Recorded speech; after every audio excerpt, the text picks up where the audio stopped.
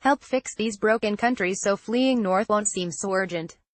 By the editorial board. The editorial board represents the opinions of the board, its editor and the publisher.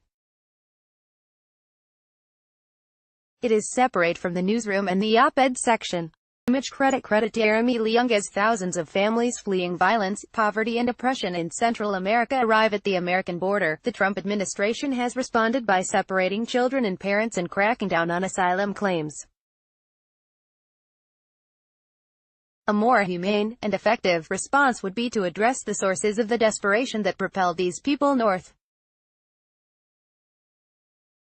President Trump chose on Monday to reaffirm his punitive bent, complaining about the exodus of migrants and saying he told the leaders of El Salvador, Guatemala and Honduras, whose countries receive millions of dollars in annual aid, "We're not sending it anymore." But what if the United States truly prioritized helping these nations?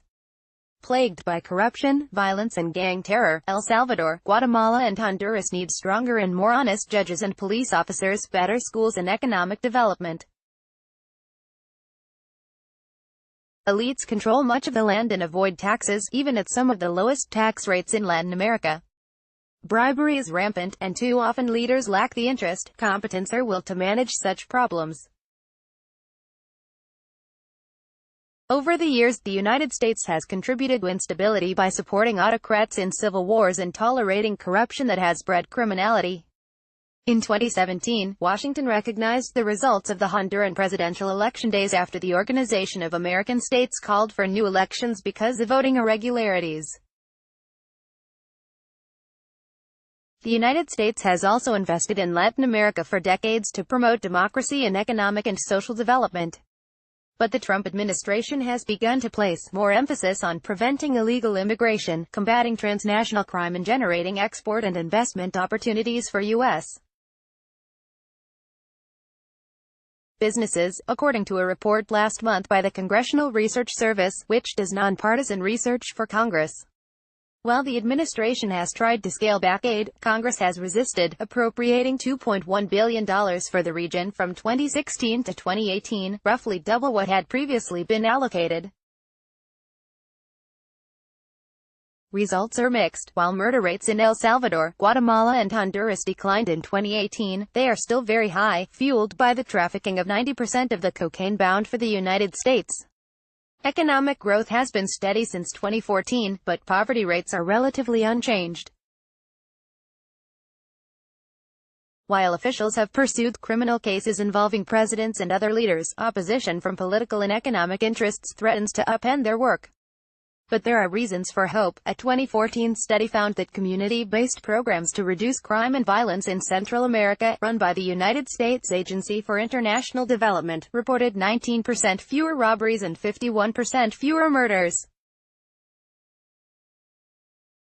Other programs, also funded mainly through USAID and the State Department, help vet police officers, get them to work more closely with communities, identify youth prone to violence and work to change their behavior.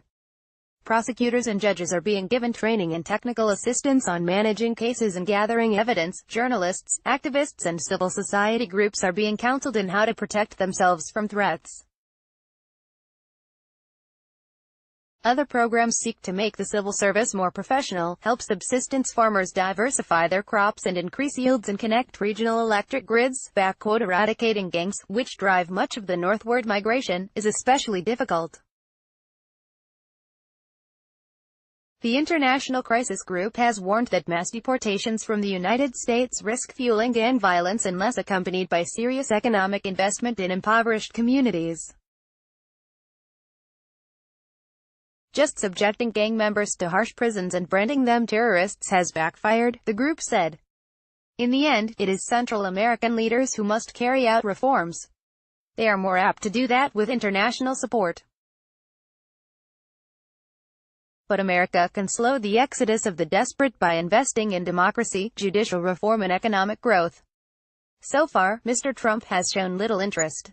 The Times is committed to publishing the diversity of letters to the editor. We'd like to hear what you think about this or any of our articles.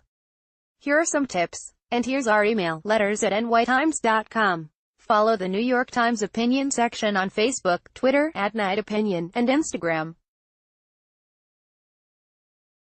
A version of this article appears in print on page A22 of the New York edition with the headline, Build Central America, Not a Wall. Order reprints. Today's paper. Subscribe.